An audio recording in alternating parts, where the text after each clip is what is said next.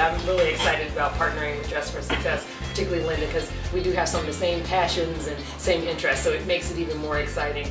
To give a little history for this, I used to work for corporate recruiting for Ford Motor Company, and I had responsibilities for most of the schools on the Northeast Corridor. And what I noticed is at certain schools, they had really great, wonderful programs to help people interview. And at other schools, they didn't have such good programs. So when someone went to interview, you have typical interview questions. What I started to notice at certain schools across the country is that people would ask someone, well, tell me about yourself. And interestingly enough, you think it's a simple question, but most people, their eyes start to roll in their head. It's like they're thinking of the answer.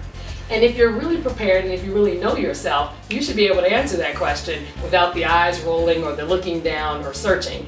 And I thought, okay, what can I do, since I spent most of my career doing marketing jobs and working with people, to help people get to a point where they don't have to look up anymore, or they don't have to look down, and that they're really prepared to be successful. So I created a brand called You to help people figure out who they are. Because the truth is, if you know yourself well enough, you can answer those questions, and if you practice, you can answer those questions. It's not so much the interview question as it is how well you know yourself. Because if you know yourself well enough, you can answer those questions. Even if you answer the question the same way, you can get creative and answer it a different way, but it's still the core of who you are. So I developed this because I recognized there was a gap in that knowledge. I also recognized that people weren't necessarily dressing the way they needed to be professional. Sometimes TV gives you one perception of how you should be dressed. And I don't know if you guys remember Ally McBeal, the TV show. Yeah. Well, when you watch that enough, after a while you start to think wearing dresses up here and no stockings and low shirts started to be standard, and people started to come to work looking like Ally McBeal.